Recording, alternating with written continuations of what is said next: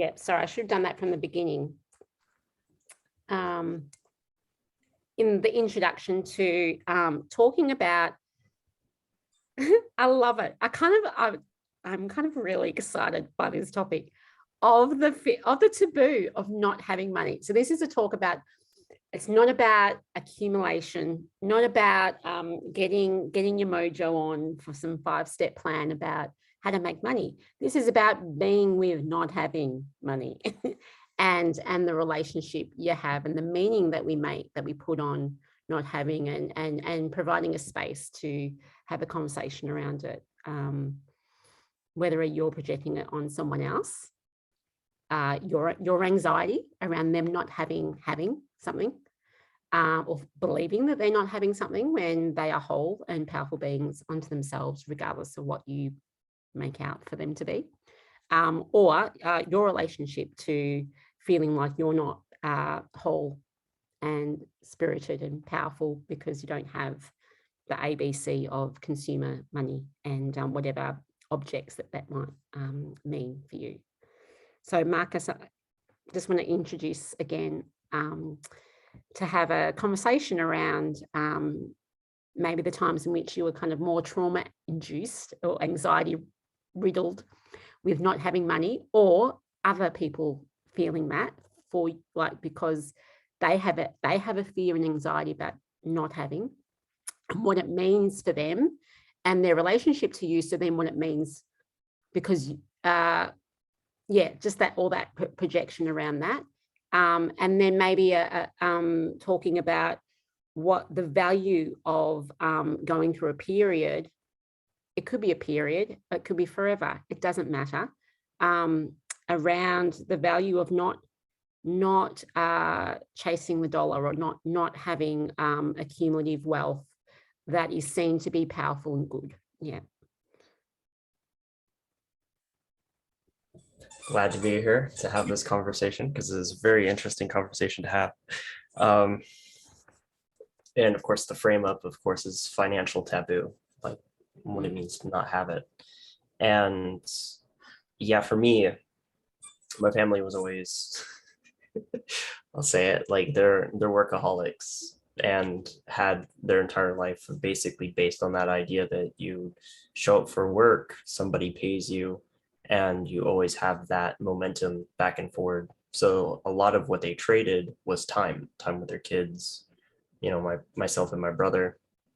And that carried for me, like a lot of that charge is like, there's certain things you can't have, like life doesn't provide, you have to provide, which was one of the bigger things that I learned and like really sat with me, was like, you yourself aren't able to create anything unless somebody is giving it to you. Somebody has to be there as an organization or as like an entity to allow you to have a life.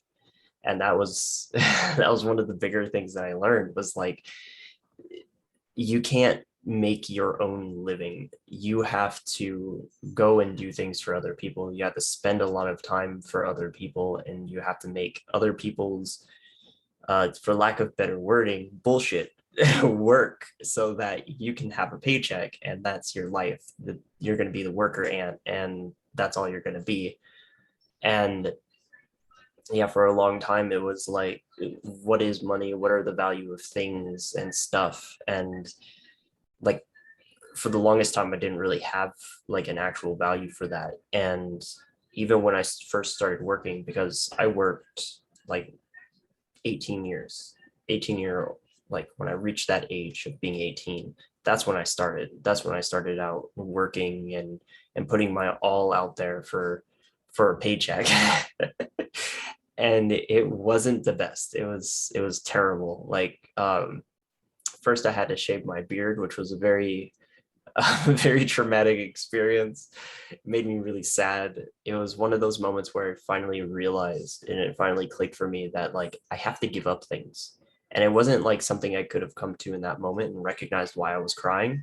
I was just really, really defeated, like, because it was like that idea is like, oh yeah, I can be young, I can be, spry, I can be free of all of that, and I don't have to deal with that at all.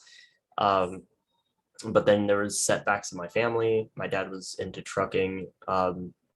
Things went south.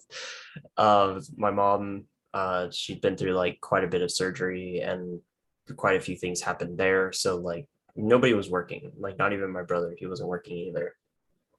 And we're in a small desert community at that time. And there was this idea of like, oh, you're such a great person for like taking care of your family because you're the only one working. And it was like that idea was just like so deeply ingrained in like everything that I was doing. It was like, yeah, you're doing a good thing because you're taking care of your family. You're out here and you're busting your ass for a paycheck that's gonna help your family. And it was like I never really connected with it. And it wasn't because like I don't love my family. And that was kind of like the idea is like, you can't say that. You can't just be like, I don't want to work to save my family and, take care of my family. And again, this is like just mom, dad, and my brother. And that's who I was taking care of with my paychecks. And I was looking for like, even when I was at a job, and my first job was Burger King, and it was it wasn't the greatest start. It was also like one of the times where I really learned that the service industry is one of those places where you're not really aware of why you're in the service industry. You're just there to give people food and give people back their money. But at the same time, it was also like compensating time and everything else, and just like really giving away your time and your liveliness and your energy to other people and not really getting it back. And yeah, there are people, don't get me wrong, there are people that I've seen that really thrive in a service industry business because that's either they're really good at compartmentalizing or coping really well, or they actually have really good mannerisms. So they're actually able to like gauge with people, make the most out of terrible situations, whatever it is. They're really good at that. But like, I wasn't one of those people. I was more laid back. I've always had a laid back demeanor, and it was always to the detriment of everybody else because they wanted me to take things seriously. And it was like you have to change for the job. You have to change the way you experience time and the way that you experience dealing with yourself, like around money, around occasions that demand a lot of you, because service jobs, especially working at a Burger King, and you have to work you have to work that stupid drive-through window. It's stupid. Drive-through window and be fast. Like the idea is fast, speed. You have to be able to like give them their order, take their money in like 2 seconds flat. That was the idea, and I was terrible at it. I was terrible at a lot of the stuff that required speed because for me, I don't experience time the same way as everybody else does, and that was like a rude awakening at that time as well because of walking into somebody else's time very literally and feeling very stressed. Um, but I ended up looking for more ways to make money. Like that had also been a repeating theme for my family as well. It's because my dad was like that for a really long time. He would always look for a faster way to make money so that everybody's taken care of instead of just like, I don't know, like giving your own gift, your own talent, the chance or the room to actually come out and make money. It was always just like somebody else out there is going to give you more money somehow, some way. Don't know what that's about, but that was a tactic that I experienced, and a compensating thing that happened. But yeah, even I was taking on that kind of reality, but it was more like looking for jobs in the area because the commute itself is like 6 miles away. So you needed a car. So I had a car at the time. And it was just in this what was called Four Corners, but it's Creamer Junction, where there's like major highways basically that connect into this one spot. And yeah, like all the way down to Nevada is one way, and other ways is like, mountain area all the way up to like, yeah, anyway, I'm going to talk about that too much. But the different areas that you can gather is basically here. This is the mecca of gas stations, fast food, and That's basically it. And Yeah, there was motel. nothing else. And yeah, for miles, there's nothing. Like you had to commute at least like an hour to be in a place that had a big population and a bigger range of things to do. And just because this one's closer and I can drive there and don't really have to worry about much other than train and traffic. Um, two of the best combinations, by the way, uh, that would possibly make you late to the job. And I ended up moving from Burger King into Arco AMPMs, which is just franchise business, much like McDonald's.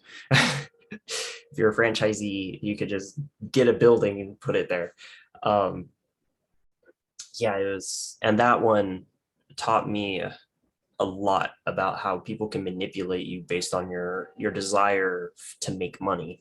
And that was one of the roughest times because this person was like, first they come off like really sweet, really caring as the business practitioner, the person who's running this business. She had a terrible attitude afterwards. All the things that she said to me were just broken promises and lies. Third thing was like, yeah, literally anything to also take money from me as well. Like talk about how like I didn't count down my register correctly, how I'm missing money and didn't count correctly, and all this other stuff, and just made me really fearful of money. Like really didn't encourage me to like want to be working any kind of service industry job, let alone talk to bosses of a business, because like they could be just like the most skeeving and opportunist people that could possibly enter my life. And it was that bad. And I'm not stressing it. It's just literally she didn't do any work, like other than working the cash register or going into the back and like chewing us out for something that we didn't do. Her husband did everything. Like if it was fixing the sewer situation, which was that's a nightmare in and of itself. So freaking terrible. um to cleaning the store, mopping the floors, getting things restocked. It was all the husband, or it was the daughters that she had when they showed up. But she herself like showed that really that really dramatic but also like really bad villainous person who's like, I'm going to take opportunities where I can and take money where I can. Like that's the kind of attitude she had.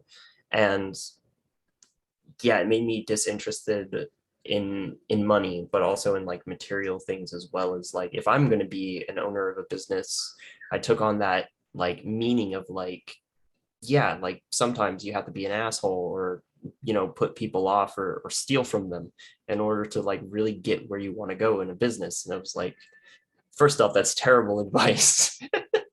I wouldn't take it. That's not really good advice, nor is it a good idea just to have moving forward. um Another one was just like counting money was like one of the things that you do as a cashier, but it's also to like make sure you don't get robbed in the middle of the night.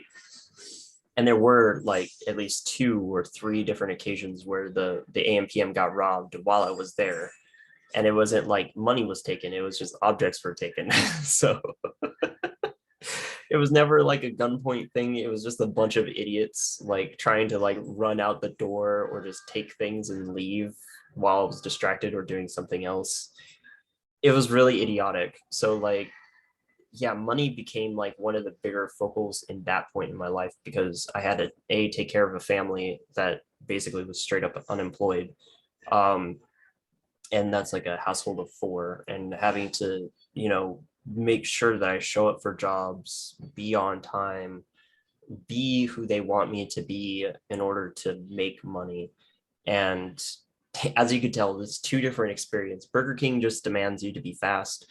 AMPM demanded me to be somebody who could be taken advantage of and just not really have a say because the boss says so. um, so I eventually ended up leaving that terrible job. And I moved into working at a restaurant. And the restaurant was in town, and it was a Mexican seafood restaurant. And that area of my life was more like the monotony of it. Like you come in, you wash dishes, you put the dishes away, you clean mats late at night, and then you clock out, you clock in, clock out, and it's the same routine every single day. Maybe sometimes you cut a huge, stupid stack of tortillas, which was a pain, or you make shredded cheese. But otherwise, it is the same routine, and you take the oil out from the fryer. You do all the closing or the lunch rush or whatever it is, whatever you've been signed on for to work for that shift. And that one also showed me, like, when it comes to money, like it's almost like a mindless task. Like it doesn't require anything of you really, other than to like show up and just do one specific task. And it's so boring, so dull, and there's only so much you can do, because it's like, this is how you make money. And that's the idea that I had, and that's the meaning I put on like myself. I have to be a drone in order to make money. I have to somehow fit a mold, and then I can make money. Like that was like an unflinching, uncompromising part of my life really early in life, like super early. And I say early, but like I wasn't 18 that long ago. But like it feels like forever because of how much stuff had changed, and how much my own meaning of myself and the compensating tendency I had for money had shifted a lot. Because it's like, first I was looking for more opportunities. I didn't really care how I got it when it came to like switching to AM PM. So of course I was going to be taken advantage of, because I didn't have a basis for myself to really step up and be like, okay, this is what I'm worth, and I'm going to stick by that. I'm going to have a standard for it. I didn't have standards. So like when I got shifted into a space where I could be taken advantage of course it happened. So like I didn't have that. And by the time I moved into the Mexican restaurant, it was just like I was so done with like being the good boy, the good son, and all of that, and like having to put up with the same monotonous BS around money, that it was just like, I don't know, I was really lost like at that time for myself. Like I had no direction, no nothing, and I was just like, it hurt a lot. And it hurt to the point where I want to say, I don't know why the attack of conscience came up, like my consciousness attacked me, but that was the idea. Is like I had, first off, like there was a lot of bullshit that I had to put up with that job. Is like the boss himself couldn't take jokes, but he was willing to like be an ass, which, you know, accompanies all the other compensating logic that I had at that time, that really bad logic around money and around bosses. Like he dished out jokes, but he literally couldn't take any. He got butthurt the moment somebody made a joke and it landed. He just did not take it well. Just put him off entirely. When it came to like an actual attitude, though, pretty chill, especially when it had nothing to do with the job, which also created that cognitive dissonance of like, you have to be a certain way at the workplace, but you can't be that when you're out and about, and vice versa. So like that too became a really big thing about around money. Is like, if it requires money and there's a transaction taking place, you have to be a certain kind of way in order to earn it, and then you can be who you want to be later, outside of the job, outside of the work, which is straight up not true, and again, not good advice to have, or it's to very have common going. though, isn't it?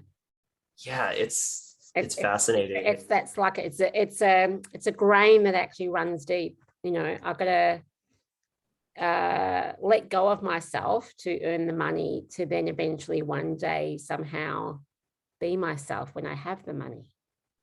Yeah, it's madness, I tell you. Mad. we're Pure just unpacking it. Yeah. Oh, I love it though. I'll talk about this all day long, but I actually haven't had the ability to talk about it, which is actually great for this because it's like, man, I was on a journey, wasn't I, when it came to like money and stuff like that. And being able to see it is like, yeah, that's clear to me now.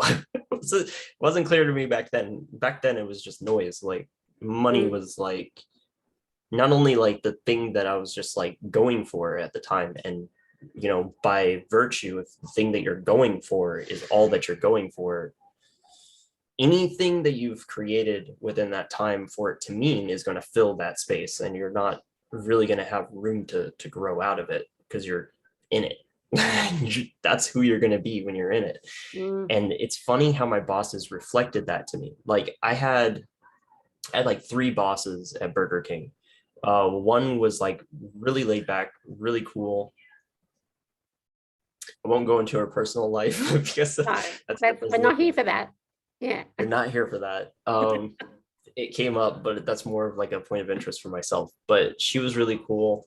She was really, really willing to be the boss that isn't like hands on with everybody. But if there was a problem, she would handle it and it would go really well. And then we had the really uh starchy shirt, spray it, and she just puts it on like an armor suit and comes into work straight laced. Everything has to be by a certain kind of standards, really pushing the envelope. And just like, you can't be slow, you can't be this, you can't be that, you have to be here for the work. If you're not here for the work, you're lazy, good for nothing, that kind of attitude. And I don't want you here if you're not working. And then the next one again was like much like the first one, but also very much like if there was things that needed taken care of, like they do get taken care of and talked about and stuff like that. But otherwise, you wouldn't really hear from her. She would just stay in her office. But yeah, like, and then onto like AM PM boss. It's like Mark was our boss technically, which was the husband.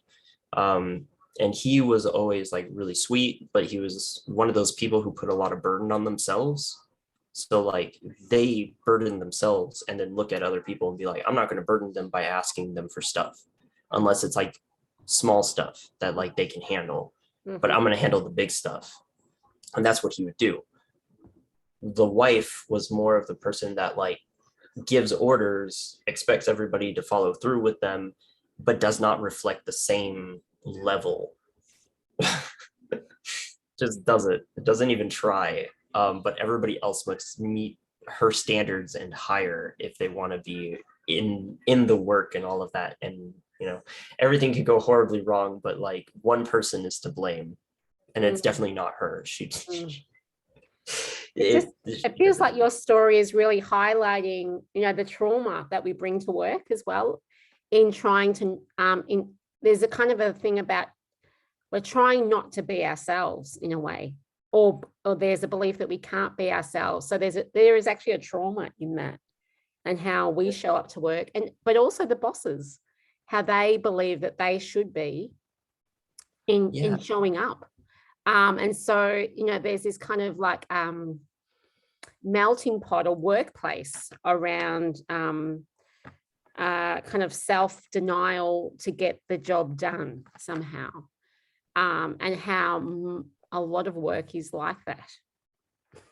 absolutely. And it all goes back into like that financial nature with money, because like when I didn't have it, it was like all of a sudden it was really important because like everyone is out of work. So it was like having to put up with these different strategies for everybody else, and then taking on some sort of meaning about like what that's like for yourself to have to deal with a personality and deal with the work.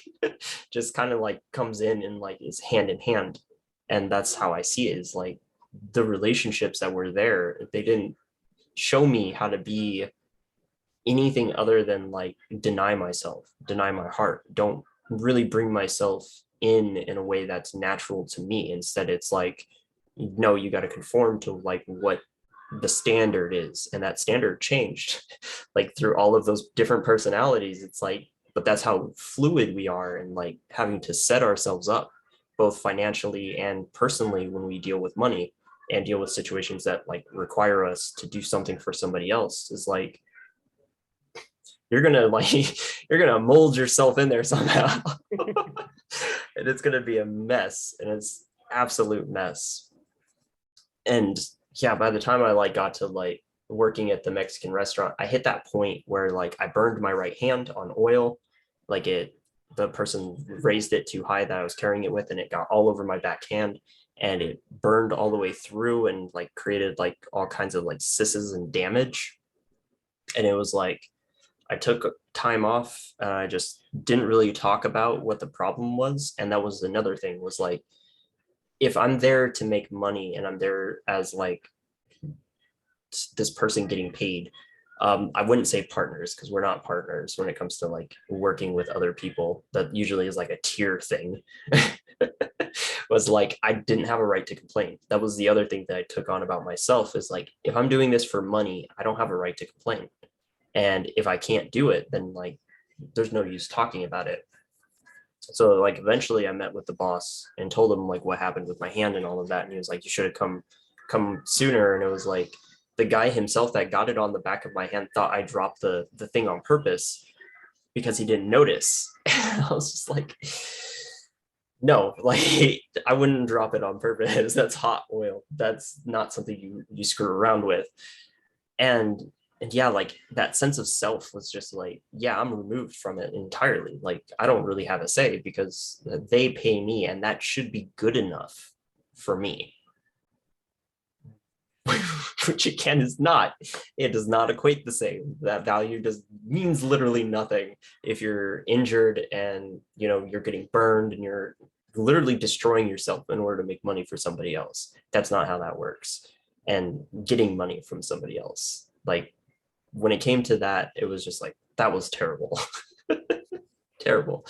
And it's not like I was like growing as far as I was aware in that moment, like that I was actually becoming aware of what it was like to have money, because I go from like having it and being a part of it, after not even having to deal with it when I turned 18. So like that entire relationship was like growing and festering, but in a way that like mirrored what my parents were going through. They had bosses that were assholes. They had bosses that put them, their physical well-being last for them to complete the job.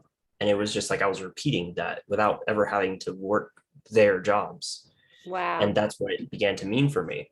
So it's like that, because what I was hearing also is like there's a taboo in actually talking about how we take on the parents, the ways in which they have worked and have worked for money, and how there's a certain value or expectation or no expectation in relationship to your well-being in when we step into these situations. But also when you raise the mention of like having to be the provider, and the taboo around, actually I don't want to be a provider, I don't want to provide, like to admit that. It's like, I don't want to be that person. And it's like, oh, you're not going to say that. And so that's such a big part of no-no. this unpacking is like, saying the things that we can't say, is not, socially acceptable. And yeah, so just it's part of the journey as well. And there's it's kind of it's very rich. Yeah. Yeah, like there was so much of that in my journey, which was like being a provider or not being a provider. That's what money meant, was like, that means that you care, that means that you love, that means, and it's like, no. No, it does not. Because like as I've talked about, like I was destroying myself, like it was straight on self-destructive. And there came a point where I had heart attack symptoms without having a heart attack, like a physical one that you couldn't trace. Like I went to the doctors, I got, EKGs, stuff like that, and heart specialists to look at my heart. And there was nothing wrong with my heart. And that moment for me scared me enough that I didn't want to deal with money anymore.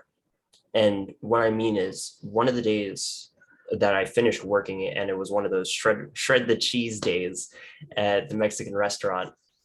I went home. It was a late night like usual, and I sat down to eat, and I ate, and there was this pain that wouldn't go away in my chest. And if anything, like it just kept increasing, and it felt like heartburn. So like the longest time it was like, yeah, like I'm going through heartburn, because I had heartburn a lot when I was a kid. And even more as like an adult, it was fine. Like it was something that I went through, so I dismissed it entirely. I went to bed and it just wouldn't stop, and it got worse. And it got to the point where it felt like a bag of tacks were shoved down my throat, and I was trying to breathe through them. And I was in so much pain, I could barely like move or function. By the time like I was able to get up out of bed and sit at the dinner table that I was at, because we had like a living room dinner table set up, I sat there and like I didn't know what to do. Like I got water, I was like trying to like figure out what the hell was going on, and it just got worse to the point where I was basically laying on the table, like just with my upper half balled over in pain, and it was agonizing. Like every breath sent more and more pain into my heart, into my chest, and I couldn't do anything about it, like to the point where I barely was breathing because breathing was painful. And my mom was there. She ended up calling 911 to get like an ambulance over and stuff like that. And I otherwise, like, I don't know what the hell would have happened. I was stuck, and they ended up like taking me. I was feeling better because I was like no longer in the house and stuff like that, but it was still there, like on and off, and it still hurt. And they gave me like everything to see if it was like heartburn or whatever. They gave me like the super mega concoction, which just like, yeah, like I had it, but it didn't do anything. Like I was still in pain, and there was like literally nothing I could do. There was nothing. And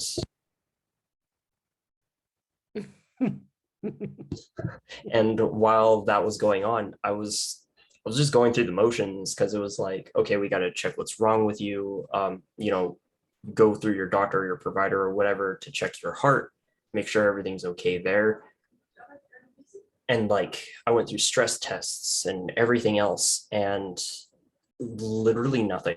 Like there was nothing ever came back to show me what the fuck happened. Nothing, absolutely nothing, which is even more terrifying, because like if you know what it is, there's that level of like, I can breathe now. But if you never find out, you'll never have that release. But I ended up realizing, because I wasn't making money at the time, and I completely just like, fuck no. For whatever reason, it was like the immediate reaction was, I'm not going to work. I'm not going to be doing that anymore. And for one way or another, everything worked out. My family was able to start providing for itself again, and I was in my room, and I went into hermit mode. I didn't want anything to do with money. Didn't really have a need for it anyway. I was just in my room as far away from money as possible. And I did have a moment when I was younger, when I got attacked by a dog, and I did end up making money off of a lawsuit, like a lot of money, like $12,000 or something like that. And I burned through that. That was also another reality that I had, is if I have a lot of money, I got to use it all, because I'm not really worthy. Not really worthy of all that money. So I burnt through that. And like, then I had to, of course, go to work and all of that stuff in that downtime. So I had a moment of like having a lot of money, and it didn't mean anything to me. And I mainly spent it on others rather than myself. Like if I did spend it on myself, it was like little things or really big things. And then otherwise the rest went to everybody else but me. And then it became about sacrificing myself to make money. And then it became about not sacrificing myself and not having money. So the two things became intertwined for a long time. Yeah, I went into deep introspection around that time, where I was just like, what the hell happened? What is going on with me? And then it was like really embarking into spirituality, was something that I was doing around the time as well, but it was like more so going into that, figuring myself out, finding myself. And that led me down some roads, not ones that really made me money or anything. I was, again, just not have it. For me, not having it meant no pain, no agony, no, none of that. And eventually I ended up getting invited to go to Michigan, which was an interesting journey in it of itself, because that was when I really started to learn about money in a healthy way, like the recognition of like the gift that finance can be, but also like that that binary relationship, that very fixed relationship of like sacrifice and money. Because I started working for Core, which is like an organization that hires chefs and cooks and stuff like that. And my friend was going to college for that to become, a cook and a chef. So she invited me to go, and I ended up going, and like the airfare was paid for, all of that. And then we ended up having to take care of like all of our base necessities, which is a place to sleep. That's the most basic one. And it was awful. Not only was it one of those moments where it immediately went back to that idea of you have to sacrifice in order to make money. This was it. That was one of those moments. You had to sacrifice your ability to sleep to make sure you're not being eaten by ticks and not being swarmed by spiders while you sleep. Oh, because the setup for the camp, it was Camp Owaski. Where were you sleeping? Boy Scouts, I'll tell you what, they had cabins for like the staff and stuff like that. And we, of course, kind of counted as staff, but like cooking staff. And we were set up in the boys were set up in the worst ones. Apparently, the ones that they love putting male service into, that like are the cooks and stuff like that, and they always get sick. That was like the consensus of it, was like these cabins were not renovated, so they didn't get fixed up at all. So there was like patches of floor missing, and windows were like kind of warped because of the higher moisture. So like bugs and everything could get in very easily. They would get in easily anyway because you're out in the middle of the forest. But like, every last bit of it like basically screamed, you don't matter. And that was one of the roughest situations that I've ever been in, because from the flight in, like we got a ride to the camp, from the head chef that was, that hired us on to work at the camp. But also at the same time, by the time we got there, it was like 2 a.m. in the morning or something, and we had to clean our own cabins. And there were more girls than there were guys. And when I say that, there were more young ladies. I definitely mean that, like 6 of them, 7 of them, and one me. One me to clean the cabin. And I spent hours cleaning that cabin. And by the time I was able to lay down and go to sleep from like all the cleaning and making sure that there was no ticks on anything that I was going to lay on and all of that, the freaking ceiling started making noises. I was on the top bunk. I said, fuck that. And I ended up leaving the cabin and sleeping on a bench, because the setup was these 2 cabins, because there's 2 of them and they're both terrible, one more terrible than the other, the lesser of 2 evils, of course. And the actual mess hall was like right in front of the door, so you could see it straight from the cabin. And then like there's the whole pathways and everything for people to drive in and go to the other camps and to park in this area. There's like a little museum area where you can look at old timey stuff, and there's like head office and other buildings, and it's a pretty big clearing. But I ended up going to the main office because they had like a chain swing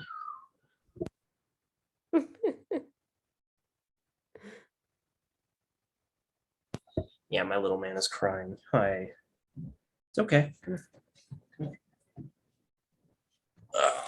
She took all that out without you. I know, cry. And I ended up sleeping on a on a chain swing, which was like just suspended from the ceiling of the rafter roof of this building. And I just slept there. I just slept there out in the wilds. Better than being contained with a bunch of bugs. So I ended up sleeping out there. I ended up getting woken up by my friend that invited me out there in the first place, and a friend of hers that I think I talked to maybe once before that, and they were surprised that I was out there. They're like, "You were out here the entire night?" And I was like, "Yes." Just yes. And yeah, apparently for them, they couldn't really sleep comfortably because there was too much to clean. They were too damn tired and exhausted from the flight over to get to work on anything. And so like those two ended up like walking around and stuff like that, and then they eventually found me. And we ended up going to, it's okay, it's okay, you're here now, it's okay. And we have met up in the mess hall with everybody and our chef and some of the Boy Scout leaders, and they were really loud and obnoxious. They were like trying to psych themselves up and like get a response out of everybody in the hall, and we're just not for it. And I don't know what I said, but I said something and it made everybody happy. And that was one of those moments where I realized that like it's a gift to be able to like find humor and to like deliver it in like really, really messed up moments. Because for me, something switched when I went through the flight, and I was more aware than I had been for like years. And I was more altruistic. I was more of an extrovert. I wasn't like willing to like hide myself. I was more out there and outgoing. And so like making the joke was like something that was just, it was kind of like just second nature at that point. And everybody laughed. And everybody was having a rough time because it's like the first time they've really been really far from their family and having to experience this kind of like work life balance, which wasn't really a balance, but I'll get to that later. And having those experiences and being able to like come back from it and still have your you in there somewhere, and or the I in there somewhere. And that was like the first moment I had to like the realization that this could be fun, despite despite the early impression. And man, that entire experience was a big blur, but it was also very long. I mean, I don't know whether I was stressed or just more heightened in my awareness, but time took forever. And it's literally sun up, sun down was like when we started working and cooking to like when we stopped working and cooking. So there was no time for anything else. And since we were limited in numbers, and eventually 3 other guys showed up, that's a situation in and of itself. But the 3 other guys showed up and really just added to our numbers rather than like really help keep workflow going, but also give us a break. So we had a lot of time. We experienced a lot of time in that space. And there was like a lot of different learnings and stuff like that around being present with another person and being open to like really know that there's in their shit. I don't have to actually censor myself. In their shit, and they needed somebody to talk to, and having those moments to talk to people, also having moments to like take your own responsibility over situations that you create. Because there's this situation where apparently like the other cook or the other like group of cooks that worked for Boy Scout of America before we got there, like the year prior or something, like they had rubbed everybody the wrong way, because like the head chef would always like their food would arrive cold, It would be messy and all this other stuff. So they were holding that same in like uh, what is it, that same perception on us, and were really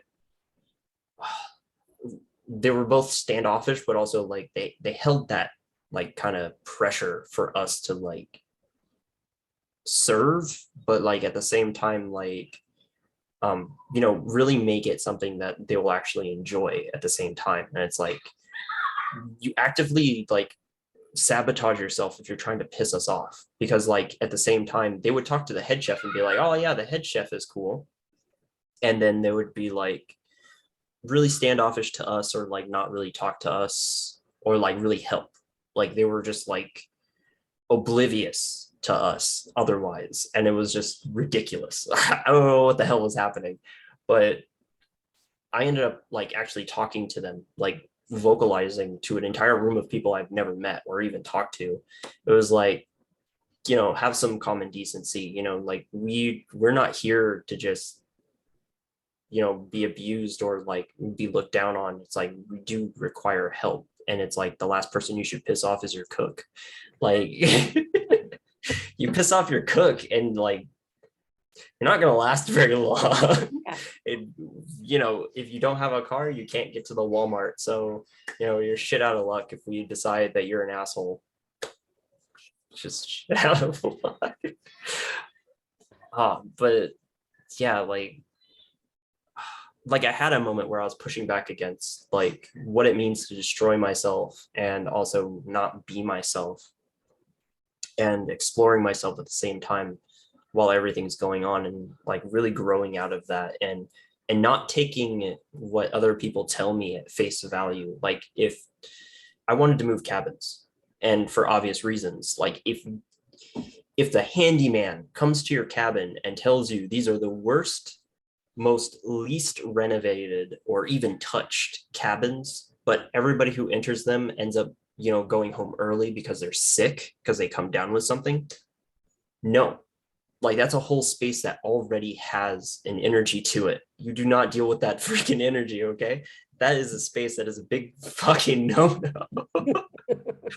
But they loved sticking people in there, and it was always the guys. And it's so fucked up. So bad. And eventually we ended up moving cabins, and I cleaned the cabin because there was an entire area that was out into the forest that was across from the road, that was a little past the dining hall, that you can actually go to, and there's a bunch of cabins out there, and they're like, oh yeah, we save those for staff and the female cooks or chefs or whatever. And it's like, so they don't intermingle and all of this other stuff. And it's like, that's a bunch of bull. We want to move cabins. And the entire time I sat with that and really wanted to move the cabins, because I wasn't just thinking about myself. Like the moment the three other guys showed up, I was like, we gotta fucking move. Like there's no goddamn question that we're fucking moving cabins, because the last thing I would want is to know that information, that these cabins are fucking awful and they have to suffer through it. Like hell no. So like I spent a good deal like trying to like get the cabins, get the okay to like move cabins and all of that. And eventually I did. And we were able to move, and I cleaned the entire cabin by myself. I got it all nice and ready for the other guys. And it was like, by the time I was done with it and I had gotten my stuff over there, because I told them that same day that I was like, okay, we can move to another cabin, because these cabins, first off, are not safe, and they're poorly renovated, and eventually, they're basically just bad for everybody, and we should get out of them. They decided to stay like I think like an extra night, except for one. He ended up being like, yeah, I'm glad that you like invited me to come over, and so that we can like, take on like this new cabin. Because like at the first impression, like when I told them that like we can move to another cabin, like I was excited for it, but they gave me like a mill response at best, like such a little response. And I was just like, okay, whatever. I've got a cabin all to myself. And I ended up moving over there. And yeah, eventually I was joined by another. And man, it was it was an interesting experience, like overall for that cabin. But it taught me a lot about like how my own responsibilities don't have to be mixed around money. Like I don't have to see what I want to do as like a detriment to anybody else if I'm going to make money. If I'm going to be here in the process of making money, I actually want to be here in service, not only to myself, but everybody else too. Like that was the first time I really embarked into like having an actual meaning that was actually substantial and supportive of the life that I wanted to live, like going into that space so that it was healthy. It wasn't, I got to destroy myself in order to make life better. It was just, I can make life better and be a part of this and do the things that I really want to do. And eventually, the boys, like, for whatever reason, they like culminated into themselves and were like, the usual meathead kind of guy that you think of that is always talking about women like they're pieces of meat and that they want to get into contact with them and like make moves on them and have sex with them. And it was just like, yeah, I don't I don't care for that attitude. I don't care for that response either. And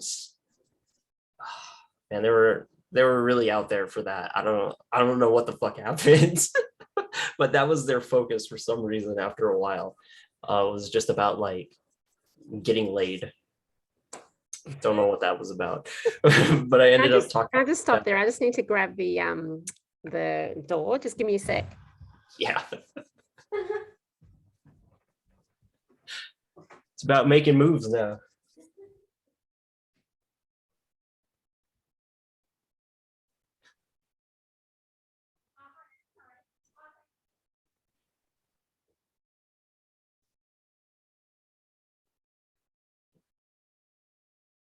Oh.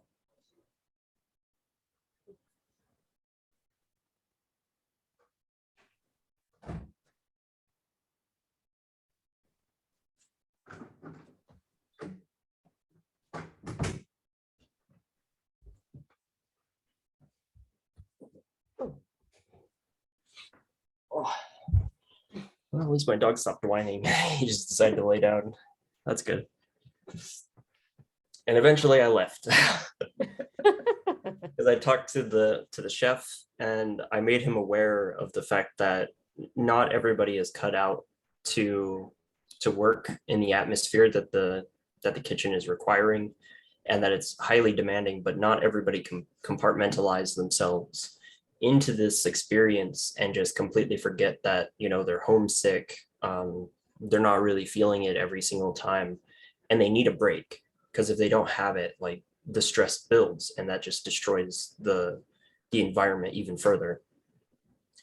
And he So didn't really speaking when you spoke to the chef, were you speaking in for yourself or for others or for everyone? I was speaking for myself, but I was also speaking on like what I observed while I was working was like, yeah, like everybody was like having moments where it was really rough. And they'd break down and like start crying. And it was like, it sounds very stressful, actually. The whole yeah, like like seriously stressful. Yeah, most of them, if not all of them, like didn't really have experience like working like really far away from home and not really being able to have that same communication and have a break too. Because like again, we worked sun up, sun down. There was no other people filling the lineup. So that's a lot of hours to work just to go to sleep and just to do it again. And that in and of itself can be very stressful. I just knocked out, by the way. Like the moment I got like a better cabin, I was able to just like knock out and then wake back up. Like not even not even trying. It was easy for me because like I was already in the go go go. I was really in that service mode. So like there was no like tension that I couldn't face or like come to as I was going through it and everything. And I definitely had like my own bad bad attitude around like everybody's still a kid, but I didn't mean it in like a negative context. I meant it as in like you don't really mature beyond like a certain point because your emotions and your thoughts are the same that you've had since forever. So like that's who you're up against when it comes to stressful environments. That's who you're up against anytime you're working. And that was the reflection that I would always give back. And it definitely got like some really bad bad or negative feedback. And it was just like, that's what I was experiencing at the time. So it was one of the lessons that I was learning and internalizing and talking about, because I was learning it myself, that I had like really childish ideas around different things, but I never really, took the moment to like really think about them properly. Like if I'm going into an environment, like who do I really want to be stepping into that environment? It wasn't until literally going to Michigan, middle of this forest in a terrible cabin, for me to realize that I actually had to have standards of some kind. Like I had to show up. If nobody else shows up, I have to show up. And yeah, eventually I bumped heads with the chef. Things didn't go so well. Like he didn't heed the advice. He sort of just like blew me off. And he also gave me the day off as well. That was one of the bigger triggers, is like he told me, you know what, you have the day off, you go chill in the cabin. I don't need you here. And I was like, okay. And I ended up chilling by a stream. My clothes were wet, so like I was just like chilling in my underwear by a stream, which was also by the road, which was probably a bad idea. So a lot of parents got the wrong idea. And I ended up putting my clothes back on eventually, and like walking back past the back end of the kitchen. And he starts calling to me and he's like, I need you in here. And I was like, no, you gave me the day off. And he's like, well, if you want to be that way, yada yada yada. And I was like, no. Like I quit. And that was like the immediate thing that I went to. It was like, I'm not going to put up with that. Like, you don't tell me, hey, I have a day off, and then you tell me, I need you in here.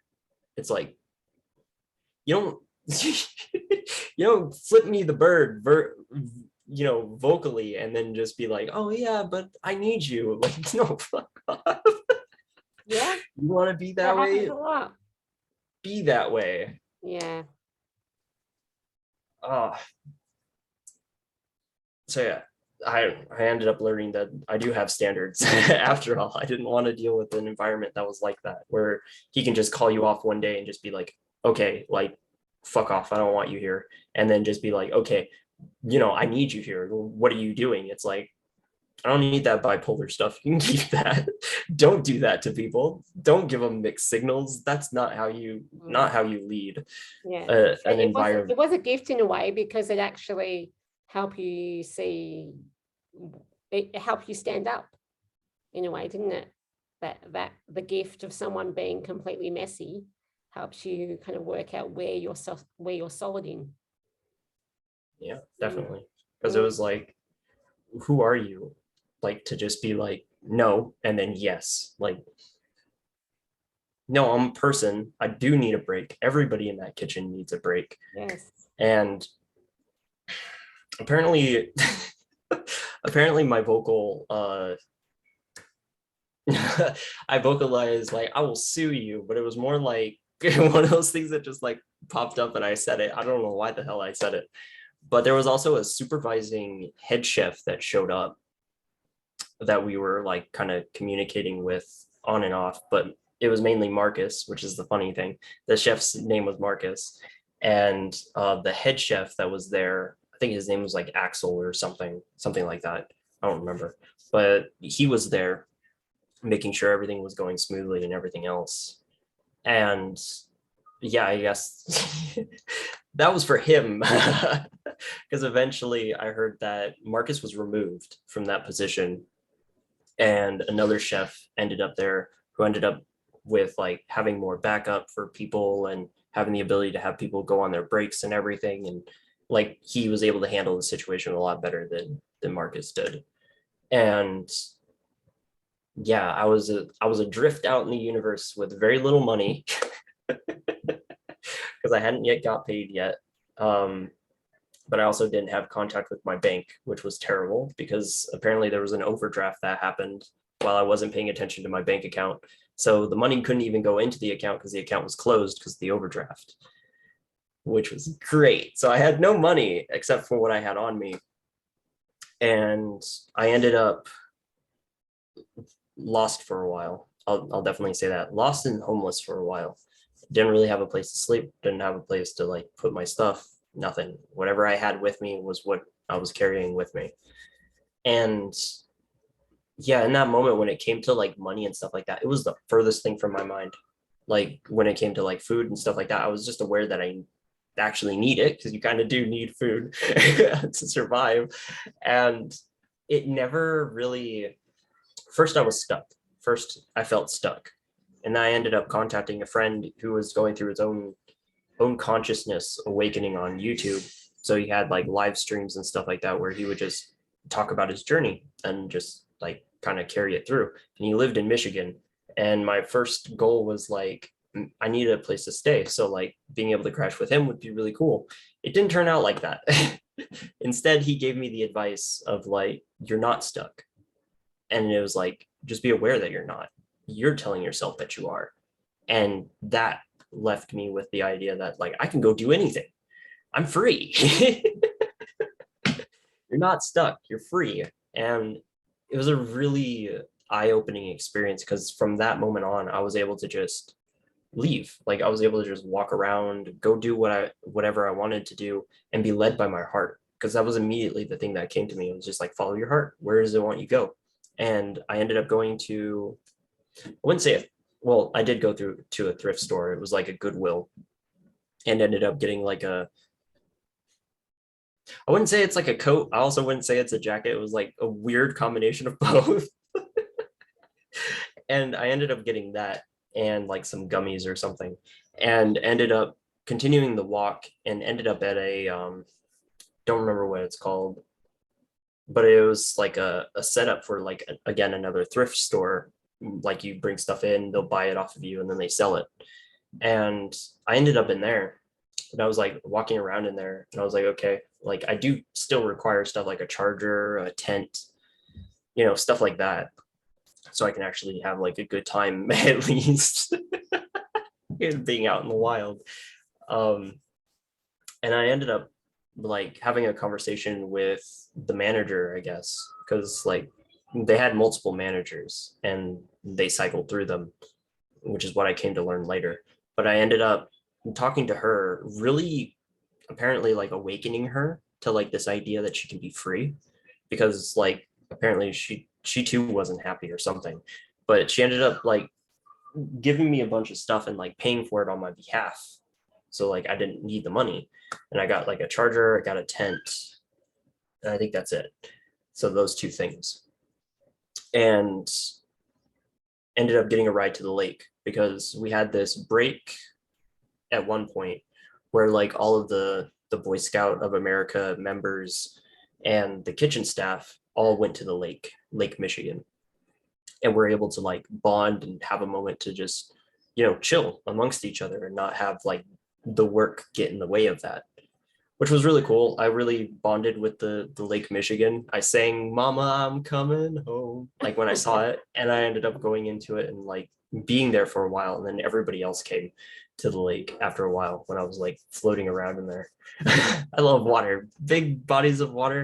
I love them.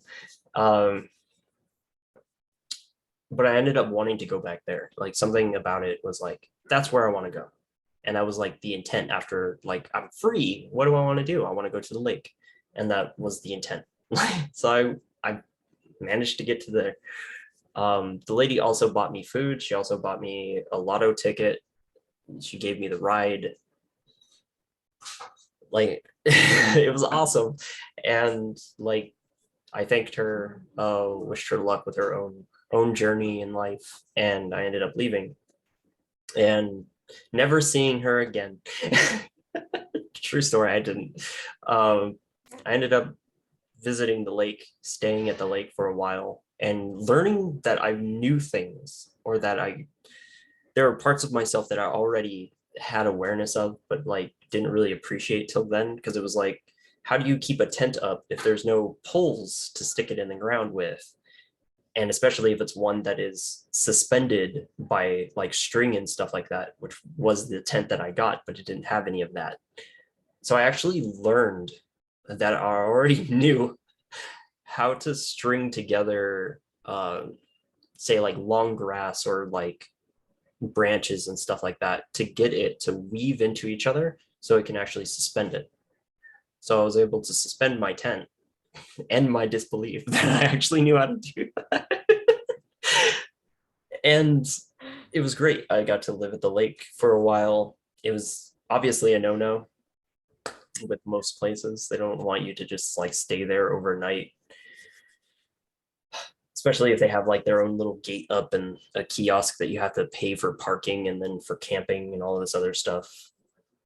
And yeah, I stayed there for a good while, like before that ever became an issue. But it became an issue when I felt like I had to move on anyway. It wasn't one that I was like okay with because I was reassessing my own like principles, premises around life, standards, and everything else, and just allowing myself to like come full circle in a lot of different areas, like people that I miss, the relationships that I was like looking forward to, and all of that stuff, and letting it go. And it was like a big moment to let go. And I had quite a few interesting interactions at that time. Was like one of them, I ended up like sitting around during like a storm because apparently there was like this big storm that was supposed to create huge waves in Lake Michigan. It didn't happen, but there was a bunch of people who turned out to watch the waves and stuff like that. I didn't know that because I ended up asking like, why is everybody here? Because it's like it's stormy. It's like in the middle of the day. Like most people are working. Like I don't understand why they're here. And like the person filled me in. I think it was actually like the lady. No, it was the husband. Like there was like this wife, husband, and their kids, and they were like walking around and stuff like that. And that's who I asked. I completely forgot that I asked them, but I asked them, and the husband answered like everybody's here for the waves. Like they want to see how big they are and the swell and all of that. Because like with storms, Lake Michigan is like the perfect place to do surfing, but it's also a very beautiful place. When the waves are really high and moving in and everything.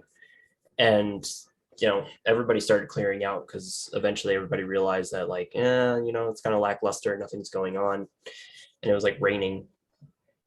And yeah, like that family left. I watched them leave. Like they drove in and they drove out. And then they ended up driving back shortly after. And like, it's one of the interactions that still sticks with me, but it's funny, but it's also like really, really touching is like they came back and they had like a little baggie with them, like a lunch baggie. And they're like, the first question they asked me is it weird that we made you a sandwich? And it's like, you made me a sandwich? No.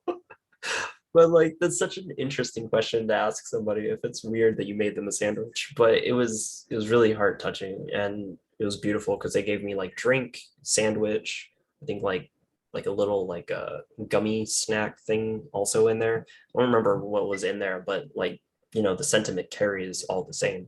Is like they came back and gave me a sandwich when that was the only thing I ever asked was about why they're there.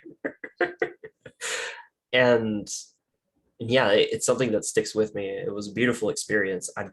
I don't know what triggered it. I don't even know how I created that, but that was a manifestation while I was there at the lake.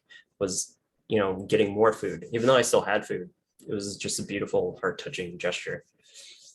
And they ended up leaving again, and eventually, I ended up meeting a guy, and I could say like I was there for like 3-4 days, something like that, and like I wasn't eating a whole lot, but I was also spending a lot of time like walking around and swimming and stuff like that. And yeah, eventually I met a guy and he was talking about how he's the solo responsibility for cleaning a lot of the top tier hotels and motels in the area. And he was a mobile like carpet cleaner guy, something like that. But he carried around a lot of heavy equipment. And this was an older gentleman, mind you, like gray hair, everything. This guy was old. And he was, doing the work and like constantly grinding away to make more money. And it was like, he even told me, like, it wasn't that he didn't have other people that he could turn to. Like he had a son who had a child, he could ask him for help, and like, he can hire on people. He's like, but I would just rather do it all myself. And it was like, that was the problem. Like you put a lot of burden on yourself, and all he wanted was to spend time with his grandson and his son. Like that's what he wanted. Like that's what he really wanted. And that's what he told me. He was like, if I had a choice, I would just spend a lot of time with my grandson, my son. And it was like, might have like had like other things going on with his son, like not really seeing eye to eye or something. But like, I digress. It's what he really wanted that was important. And for some reason, like he took to me and was like, I want to take you to Adecco, which is this company that hires people on, and it's like temp agency where like they'll hire you for like a job in the area, but Adecco is the one who handles your payments and makes sure that you get paid for what you work. And it was really cool. And I was like, okay, yeah, sure. Like, why not? Because I think either that morning or the next morning was when the person came up to me and was like, is this your tent? And I was like, yeah. And he was like, all right, well, you're not allowed to do that, so like gonna have to pack up and leave. And I ended up doing that, like packing up, making sure everything was ready to go, because the guy made sure that I got an appointment, because he called the number and had me use his phone, because my phone, unless it had Wi-Fi, it was useless. Just a brick that required a signal and would never get one. So I had that and had the conversation with the guy at Adecco, and it was like, yeah, people are hiring for electric forest. And mind you, I heard about electric forest several different times before that, like many different times before that. It was like down to like people being like, are you here for electric forest? And like, no. And I was like, what the hell is an electric forest? And yeah, that stuck with me, that I would see like the posters, or I'd see people like talking about it or talking to me, asking me if I'm a part of that. And it was just like, no, not at all. But apparently, as the journey went on and I got to learn, is that electric forest is a very interesting venue. And I say very interesting because of the way it's set up business wise. The guy who runs Gemini Incorporated, I think Gemini Incorporated or Gemini Corporation, he doesn't even hire like artists. It's the most interesting thing I've ever heard. He literally rents out like a ranch, because it was like the double R ranch, and it's just like with horses and everything, and it's beautiful. It's full of trees, has horses, of course, but it's like mainly full of trees and open space.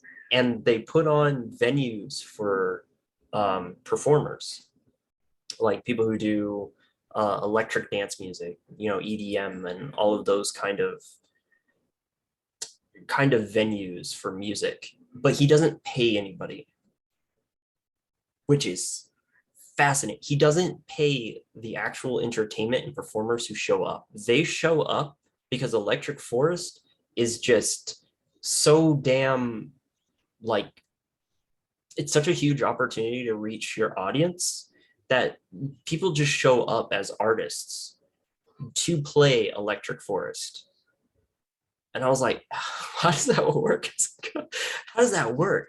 And mind you, like my introduction to Electric Forest, and the first time somebody actually told me what the hell Electric Forest is, they were talking about how it's drugs, drug cocktails, people running around naked, or like body paint, body spray, whatever, but mainly the fact that people would historically ride around in these places and give like a brew concoction of like some sort of drug and just pass it out to people. I was like, what? That was my introduction to Electric Forest. And apparently it was so bad, like a couple of the years where that was like really rampant, where there was a lot of drug use. People died. Like there would be people who would go into their tents and just never come out Yeah. until the staff of Electric Forest, person I was going to be, had to walk up to these tents and take them down. That's when they would find corpses, dead people. I was like, what the fuck? Electric Forest sounds like the worst kind of invention. Oh, but apparently, like, I guess there was like some general consensus that things had changed in Electric Forest in some way, shape, or form. So that didn't happen as often, but it could still happen. Mm-hmm. Yeah, it was literally like a person on a bike that had a wagon attached to it with a cauldron that had some weird ass chemical concoction for people to take. But yeah, electric music, uh, beats up the wazoo, crazy shenanigans, people on drugs, people who spend, I think it was like $400 just for one night at Electric Forest. I was just like, So participants would pay. yeah, the people who show up are the ones who like have to pay. Yeah. The regular party goer, like they had to pay that amount. Yeah. And man, it was, I wasn't there for all of the partying and stuff like that, Yeah. So unfortunately. what was your participation in it and relationship to money? That I had no idea what the fuck money even meant at that point, because like by the time I actually heard about like the inner workings and all of that of Electric Forest, I was just like, what? You don't even pay the talent that shows up, they just want to show up, and people come from like all over to Electric Forest to just potentially overdose in their tents. What? It was like, I went from like having no money at the beach, like no real contact with money, aside from like again what I had, and I think the lady might have gave me like $10 or something before she left. That's all I had. Like I wasn't spending it or anything. I had food, I had access to a bathroom and all of that, so I was fine. And I had a place to sleep, of course. So like I didn't really have a need for it. I didn't have a relationship to money. I had everything that I wanted. I was near a large body of water. I could talk to people if I wanted to. That was a choice. I had a place to sleep. I was good. And then to go from that to like the craziest idea I ever heard on how like a company makes money and has like just a huge raging party in the middle of a forest. I was just like, it was astounding. Like it was the coolest thing I ever heard, but it was also like astounding that that was the energy, that was the vibe of the place, and that's how it was understood. So like I could actually get paid to like potentially take care of a corpse. That too was also extremely wild. And for me was like, yeah, I guess I need money to go home. Like that was eventually the point that I reached, is like eventually like I want to leave. I want to actually go back to California, which is, you know, a whiles away. You would actually need money to like fly there. So it went back into like it being a necessity for me to move on, but not necessarily something that I really like needed, because apparently I didn't, because there was that whole contrasting feature of like I just wanted to go to the lake and everything was provided for me, like food, a bit of money, all the stuff that I needed, and that was really cool. And now it was again back to that idea of like now you need to work in order to go to where you want to be. So it was definitely like an interesting contrast, and it definitely got me back into that mood of like, what do I really want? Like, why do I want it? And it, like now I can appreciate that it was really confusing, because like I had everything that I wanted and I could just have it whenever. I didn't actually need money, to going back to needing money. So like I appreciate now that I was heavily confused. Oh, heavily confused. But I ended up taking it on because it was exciting at the moment. Like it was, Mm. something new, and I really wasn't doing anything else. And eventually I got a ride by another guy, because the guy that I talked to that set me up for the appointment, he didn't come back. I don't know what happened to him. It was just another one of those occasions where wisdom was shared and the person just disappeared into the ether. And it was one of the more interesting times that that's happened, because it was back to back. Like it wasn't just it wasn't just like I talked to one person and they never came back. It was like near about every person I talked to I never saw again, which is like interesting, especially when the guy said that he would come back. And again, I'll get to the lady in a bit. But man, yeah, I ended up going and making my appointment. I ended up at a bar at some point. It's kind of like a blur, because like I got a ride from one guy. He told me about a sand dune and about a psychic. I never found the sand dunes in the area, and I never went there, but it sounded really cool, which was like the guy himself, transcended some point in a sand dune in Michigan, and he was really well known, but like I never found anything about it. Um, but I ended up leaving that guy at some point. I don't remember where, but I ended up at a bar because I had to make my appointment the very next day, and it was like 10 or 12, maybe even 1 that I had the appointment with the deco. And I stayed at this bar until like really late, and I kind of just sat there. I had like, there are different foods and stuff that you could buy, and I think I bought like a Snickers bar or something and just like snacked on that while I was just sitting at this For bar. like 5 hours. Yeah. Yeah, it was really cool. I don't know how the hell I even ended up at this bar, but I ended up at this bar, and eventually I got a ride all the way out to where a deco was, which was like quite a ways away. Um, it was even past like Camp Owasabi, like that's how far away it was. And I ended up connecting with a storm and sleeping in a Walmart, because there was like a huge storm that showed up that night. And the guy was really cool who gave me a ride. He warned me not to go across the street because, all those bad neighborhoods. You don't go over there. We don't go to that side of the street. That's where all the bad people live. But I ended up staying in this Walmart overnight, sleeping in their arcade, which isn't common. And I'll say that because California, all the arcades in the Walmarts don't exist.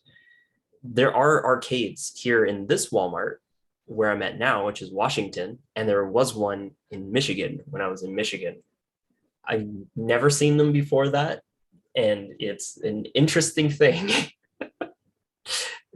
I don't know what they're about. I don't even know how they manage, but it's a thing, and I'm fascinated by it. But that's just a point of interest. But I was able to sleep in this arcade. I had a lot of fun just screwing around before I went to sleep, like swinging like a lightsaber and everything, just really being childlike in the Walmart. The toy section is always great, no matter which Walmart you go to. And yeah, I ended up laying down and wanting to connect to the lightning in the storm because I could hear it, but I could also feel it. And it was like this intent to like feel it and be with it.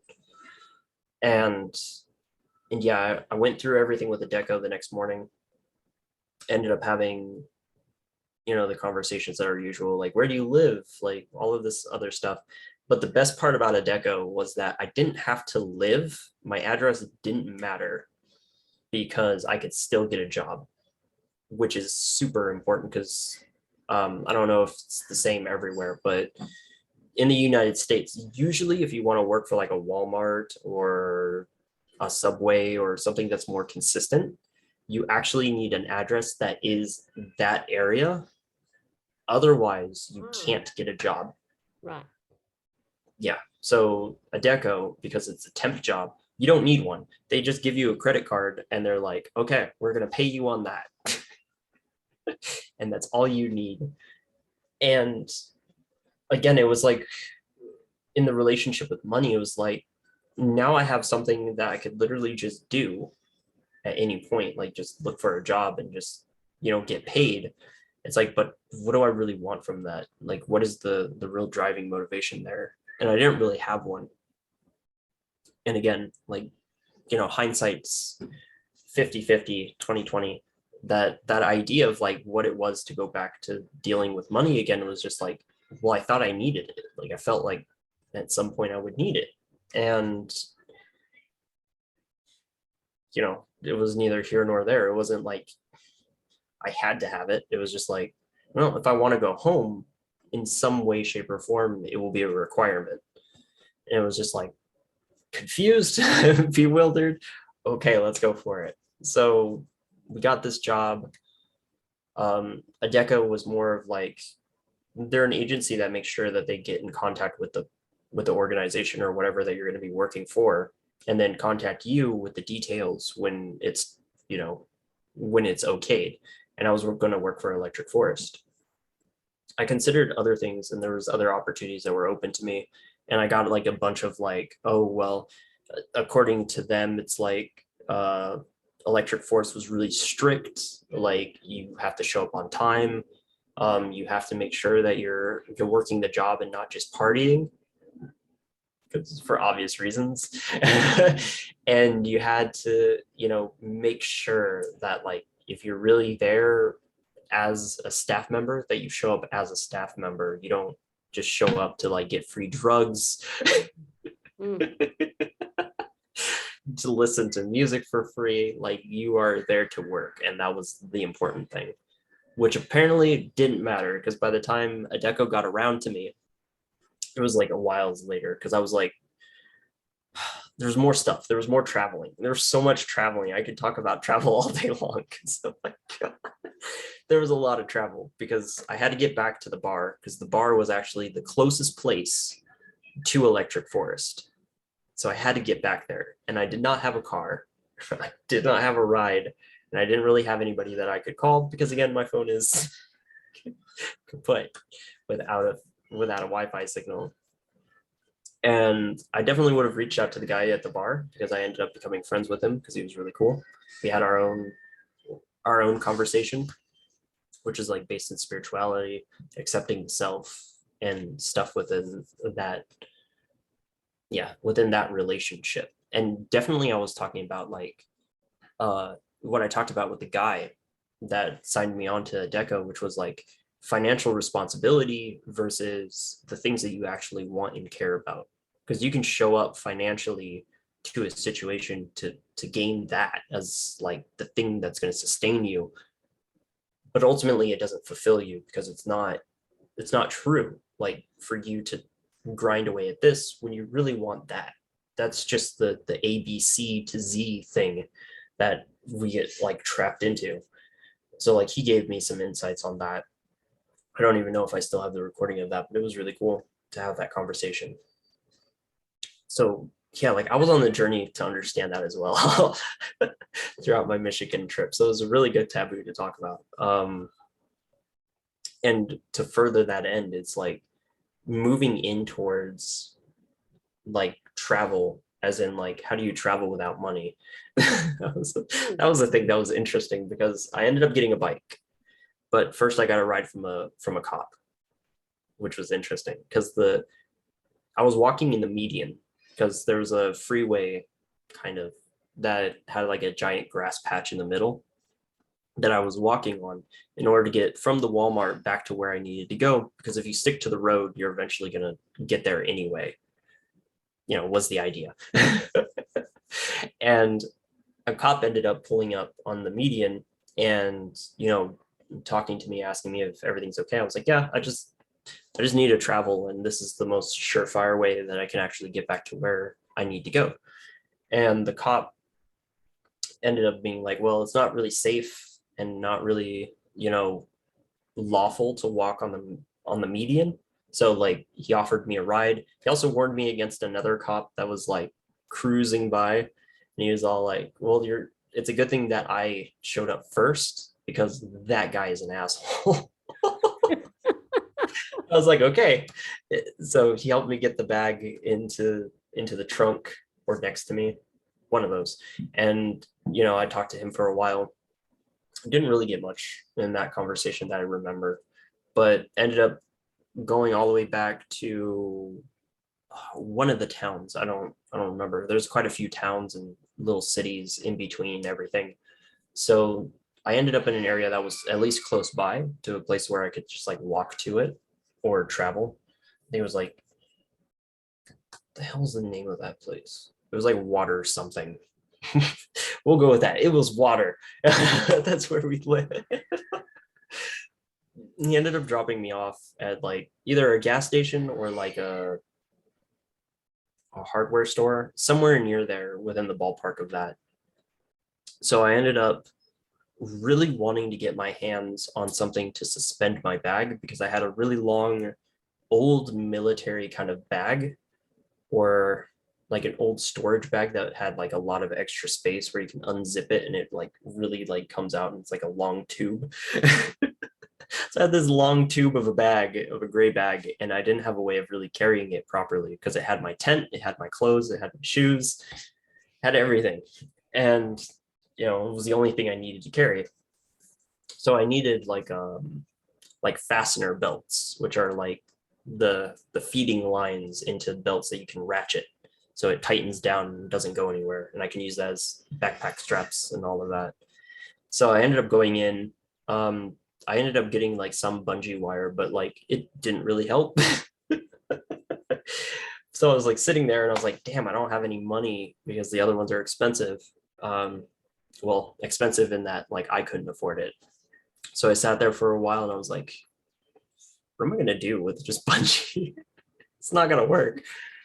And eventually like somebody showed up and they had a trunk full of fastener belts and all the utensils that are needed for it.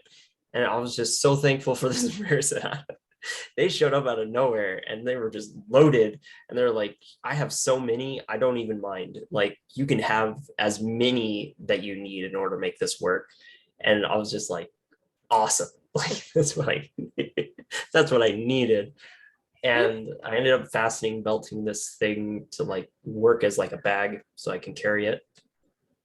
And I started walking, and I ended up like walking for quite a ways, like up the road, down the road, one way or another. And eventually, hailing a ride because, hitchhiker's thumb. Uh, the best thing. And ended up having a ride with a guy that I shared like the interest and the weird information that I had around like Moses? No, not Moses. Noah and the Ark, which I think is really funny because at that time I also came into contact with like I think it was like the flower of life or tree of life symbol or whatever, or the purple book by Melchizedek something. And he talked about all kinds of stuff, and like I was into that stuff for a little while. So I had really interesting stories to tell around that. And this guy was like Christian, like the Christian, like somebody who's like really into the Bible, really into being of service and all of that kind of stuff and all of that. So like we had our conversation, and it was really funny. I ended up being able to get a shower, having a place to sleep. I ended up leaving my boots there, which is which is sad. I love those boots. Again, another person I talked to that just disappeared off the face of me. And again, I'll get to all of these people in a bit, at least these two. And he ended up giving me a drunkard's bike. And what I mean by a drunkard's bike is that this is a bike that is given away at the bar that was nearby for anybody who is too drunk off their ass to get home safely. They would get this bike and they would have to bike their way home.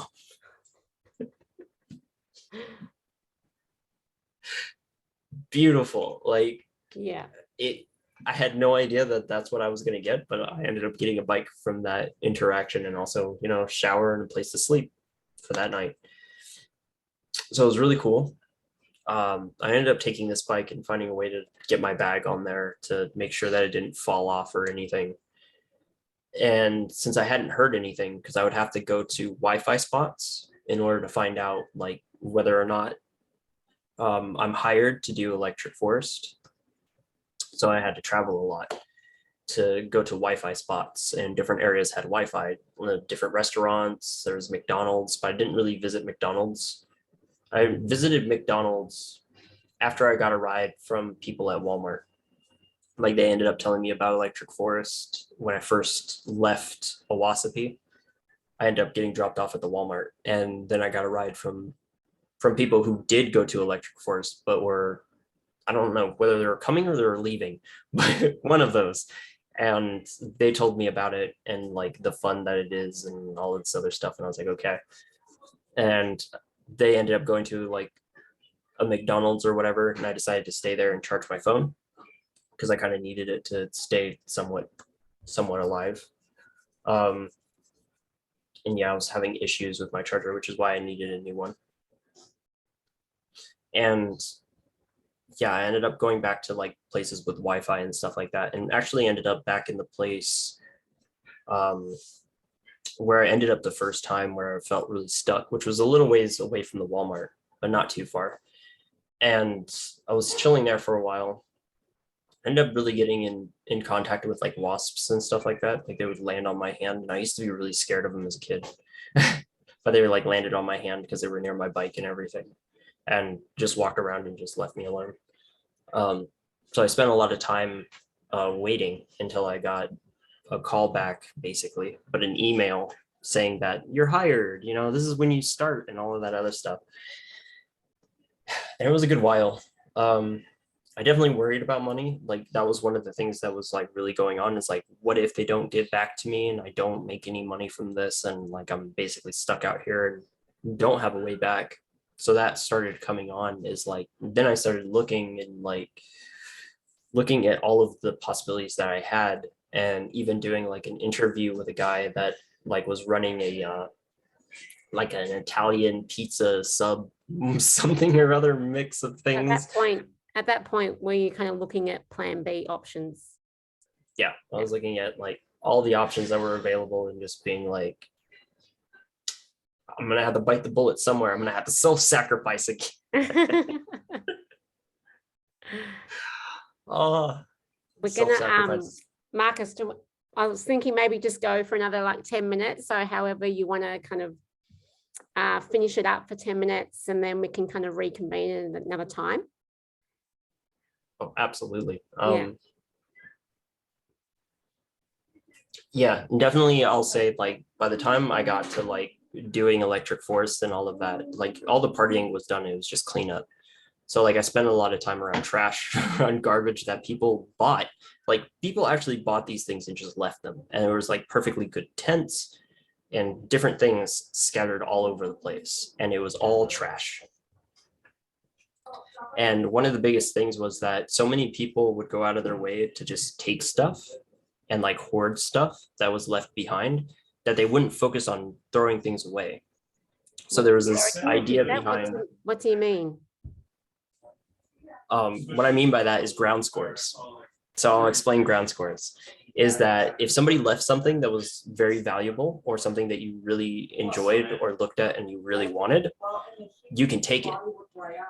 Okay. Because nobody's going to contest it, because they left it behind, because it's garbage, it's trash. Okay, yeah, it's now up. It's like trash and treasure. It's up for grabs. Okay, yeah, absolutely. And trash to treasure was like this entire area, because there was so many things that people got or brought with them that they just left behind. And that was like the whole value thing, like what people value and all of that was also one of those things that I really questioned, because there's tents, man. There were just big tents that people just didn't even bother with. They just left. Left it all behind. There was so much stuff, so much trash. But that was the idea, is like people would bring so many expensive things and just leave them behind, because either they're like so good off of the drugs that they've had that it's just okay to leave that stuff and they feel like they don't need the material anymore, or like they just completely forget about it and just leave it. And it was like the idea behind it was like rich kids, like kids with a lot of money would come here to party, let loose, and then just leave. And it's like the summer fling kind of thing. And that was it. Like that was the trash, the refuse that they all left behind. Like from all that partying, from all that raging, from all that letting go, that was it. Just a bunch of material everywhere. So like money at that time was like, why do you even need stuff? Who needs money to buy stuff if they just kind of don't really care for it? Especially if you have it, is like you're so on top of it and you have it already. But like the thing you escape into is drugs, because there was also somebody at Owasapi that I didn't know about until later, but he was also into drugs. But he was taken care of by his dad, who was behind core or something like that, or Camp Owasapi.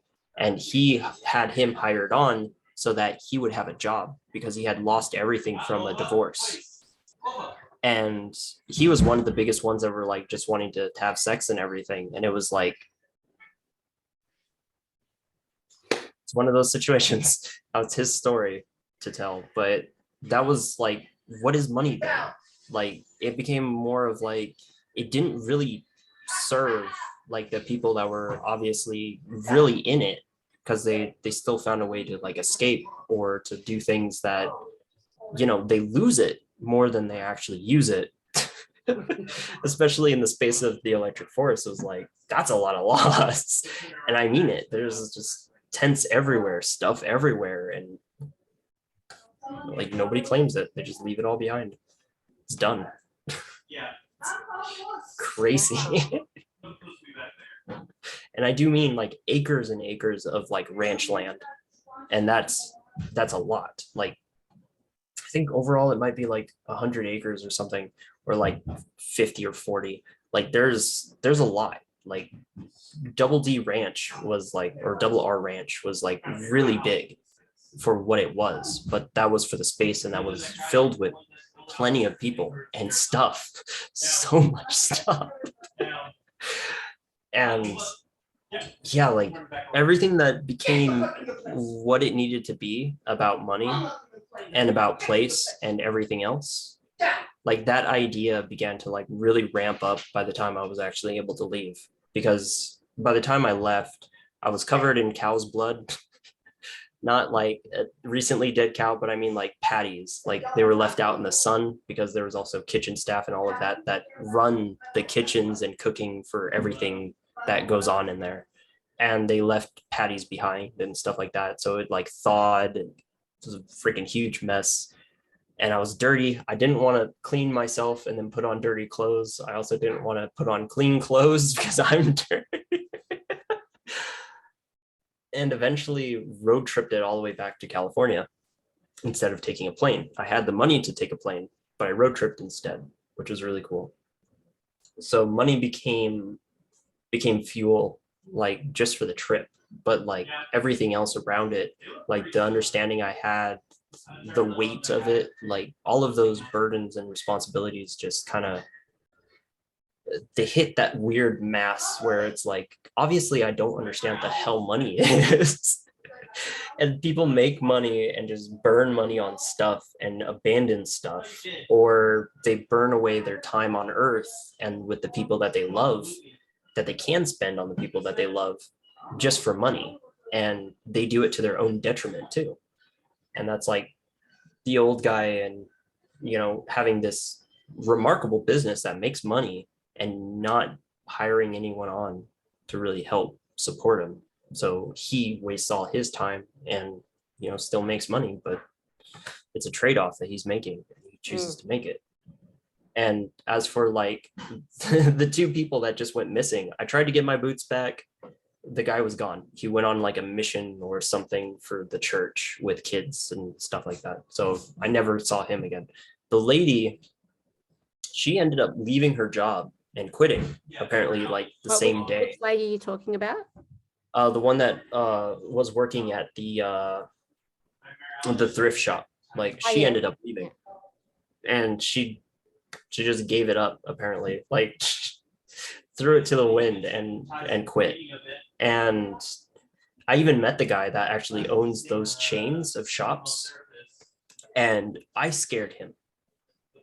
That was one of the things that stuck with me too, was like, he realizes that I'm a huge asset for one, but I'm also a free spirit. So like nothing, not even money, could buy me and keep me. So it was funny as hell when a guy who owns a business and runs a franchise tells you they're scared of you because you're everything that they want, but they're also something they can't control. They have no idea what will happen to you. One day you could just be like, yep, I'm done with this, and be done with it. And that's really what I understood about money too, is like, I can be in it and really tell myself that it's important and that it's valuable and it's something that I should be burning away my life and sacrificing my own health to have, because it's morally responsible of me. I can feed myself that bullshit, and I absolutely did for a long time.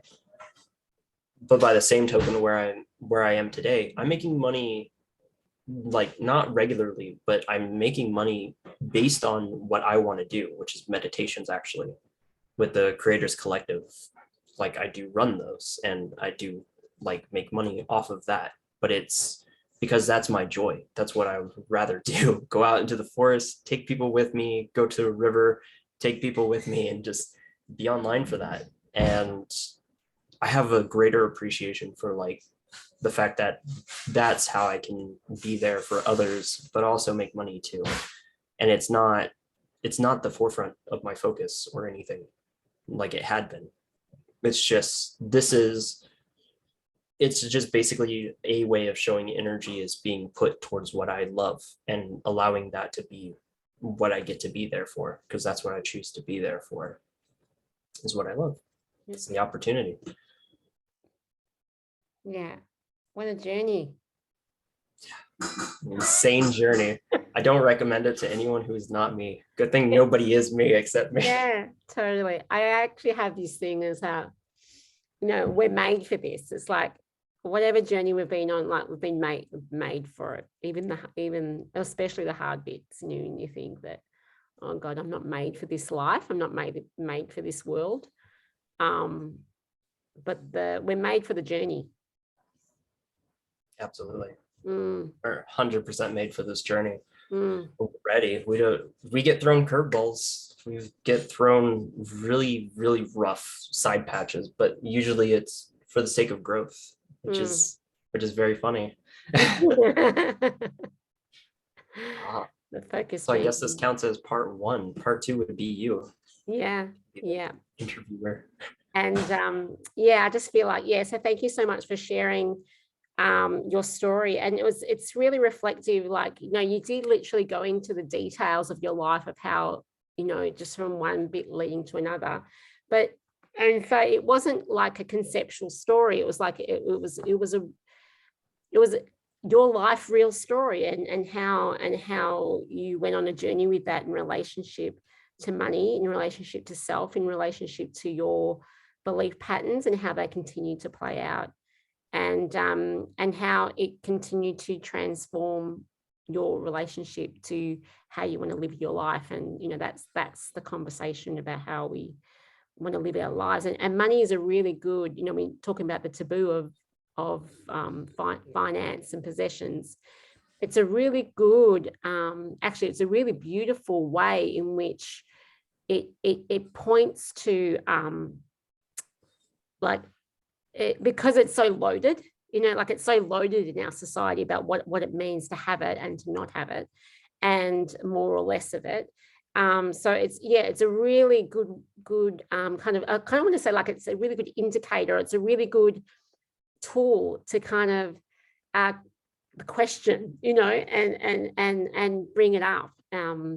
It's something that's kind of always in our lives about what it is to be human and on this earth, and we struggle a lot with it's not even how we make peace, but it's how we begin to understand ourselves as spiritual beings having this experience on earth, and money is one of these like wrestles that we do in our lives. And yeah, and we're all doing it differently. So yeah, thank you for sharing I feel like it's a spiritual journey when we talk about our relationship to money, but in the way that you've spoken about it. How we, journey finding ourselves and how we choose to live our life. So thanks for sharing. It was a pleasure to share. And yeah, I'm definitely looking forward to more of the taboo talks, because I love it. Because one of the things for me was like, it's such a big deal. Like money became more valuable than like my own health, which is scary. Like if you really think about it, it's like the time you spend with family, the time you spend on yourself, that takes a backseat to money. And why does it? It's like because that's what you see, and that's what I saw. And now it's not that way for me anymore. And to like really ramp up on it, it's like no matter what, like I can have access to the things that I want, and it doesn't even require money. And that was like a reflective of the entire journey that I had with money. It was like, oh yeah, you don't need it. What do you even want it for? And it's like that confusion just lingered really hard for a long time. And I'm glad I'm out on the other end of it now. So yeah, thank you for bringing up this one. This one's a really good topic. Yeah, I think because it affects all of us, especially in relationship to how we live our spiritual journey and our creative journey as creative beings as well. Yeah, for sure. All right, so let's check in again. Until next time. Until next time. Yeah, beautiful. See you later.